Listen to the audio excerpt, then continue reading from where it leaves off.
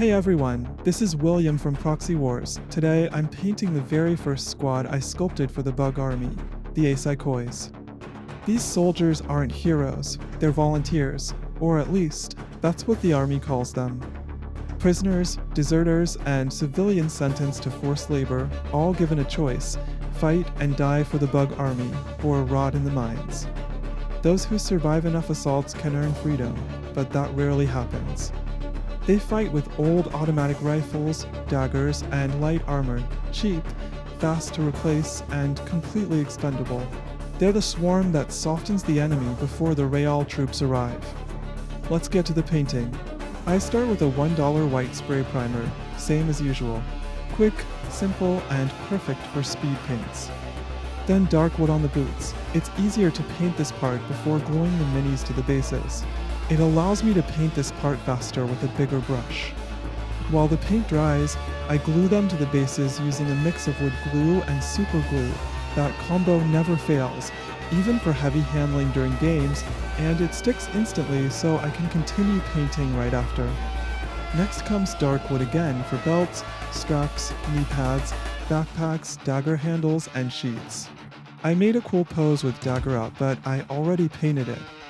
Then Crusader Skin for the hands and faces, pale tones to remind us that most of these fighters are from the north.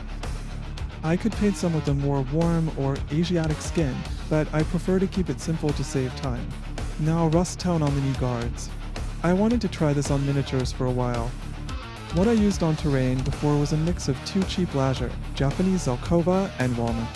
The result on terrain is good enough, but a little shiny. The lager mix was still good on miniatures, but this one coat of rust tone is clearly above, and honestly, I'm blown away.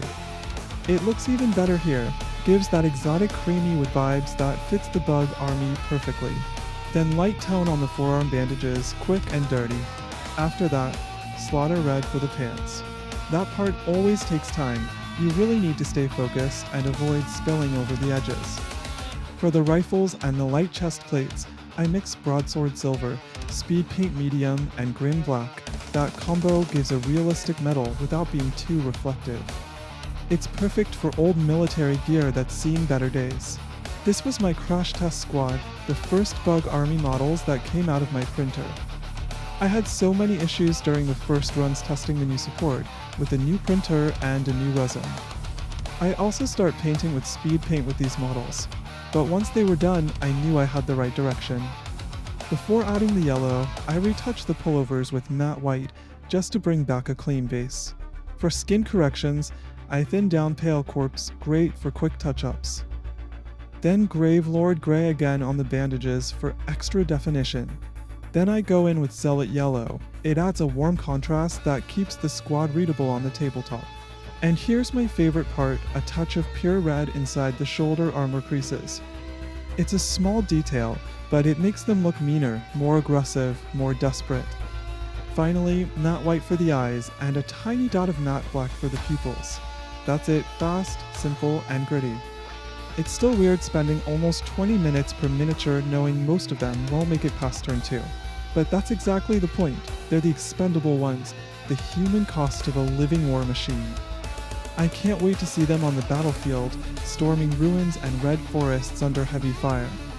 The Acykoys, light infantry, barely trained, poorly equipped, they have nothing to lose. If you like the Bug Army project, check out the Bug Army Warcamp Kickstarter. It's the biome these soldiers were made for. Thanks for watching, and as always, let's keep building together.